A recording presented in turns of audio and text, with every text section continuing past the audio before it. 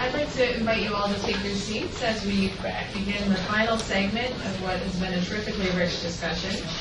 I also want to mention that we covered a lot of ground in the panel, but in relation specifically to this issue of pricing, subsidies, and electricity shortages, NBR has a good body of work on this topic from our last Pacific Energy Summit, which was held in Hanoi in March on the focus of developing the power sector in Asia. Our closing speaker today, I really can't think of someone better to wrap up our discussion of the rapidly changing energy markets in Asia and the policy implications of that, is Undersecretary Hormats, who was also speaker at the Pacific Energy Summit in Hanoi. We also have a terrific person here to introduce him. Jane Harman is the Director, President, and CEO of the Woodrow Wilson Center for International Scholars. Her career has been distinguished by her deep and extensive commitment to public service and the critical assessments that she's made of some of the most difficult policy issues facing the United States. This is true in her leadership of the Woodrow Wilson Center now, and was certainly true in her service in the U.S. Congress, where she played a critical role in shaping policy in the House Committee on Armed Services, Intelligence, Homeland Security, and many others. She's been awarded numerous medals. Those are all in her bio, and there are too many for me to recount right now. So without further ado, I just want to thank Jane for Woodrow Wilson Center's partnership and for her leadership of U.S. policy. Thank you. Thank you. That was very generous and embarrassing, especially since I was gossiping with Bob Hormats, my buddy. I didn't deserve that. Well, good morning, everybody, and thank you, NBR, and thank you, colleagues at the Wilson Center for hosting an important launch of the 2012 Energy Security Report.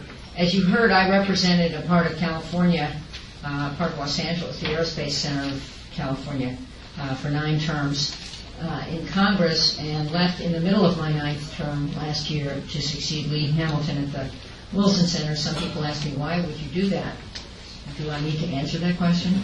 I also heard that one of the congressional survivors, Charlie Boustany, was here this morning, and he's a very able guy, a good friend of mine. There really were bipartisan friendships in Congress. And now all my friends want to come down to the Wilson Center and speak there because it's such a vibrant arena for discussion. All viewpoints are sought out and heard, free from spin. It has no resemblance to this place. Our charter forbids us from advocacy, but not from creating a platform that Lindsey Graham coined a term for, called a safe political space, to engage in a diversity of views and to explore today's toughest policy issues. We've had the opportunity to work with the National Bureau of Asian Research, our co-sponsor today, on many occasions, and we most recently partnered with them for a conference on Asia's energy security in May, and we're looking forward to collaborating again for the launch of a new book on China's military challenge in early October. As the U.S. government pivots, I guess a bad word since most other countries hate it, to Asia, and I don't think that was ever the word in any document we produced, right, Bob? Speech. Whose speech was it? Secretary Clinton. As Secretary Clinton coined the word pivot to Asia, meaning that more diplomacy and engagement will be directed toward the region, U.S. policy obviously will need to address Asia's increasing energy needs. Important questions for the U.S. include, how will Asia's energy demand impact broader U.S. strategic goals? Could Asia's energy security needs undermine U.S. foreign policy objectives? For example, the sanctions on Iraq. Can Asia's energy needs offer opportunities for cooperation between the U.S. and China? My answer to that is yes. And will Asian regional energy competition exacerbate Asia's territorial tensions? Think China, South China Sea. These are some questions to consider as my good friend Bob Hormats talks this morning about the role of U.S. policy in the context of the rising demand for energy in Asia. I think Hormats has held more jobs, he's laughing, so I'm probably right, in government for more administrations than anyone else. He's in the Guinness Book of Records, or I'm putting him there, he's not there. He's currently the U.S. Undersecretary of State for Economic Growth, Energy, and the Environment. He was former, and this followed a a career at Goldman Sachs, but also in 5 administrations.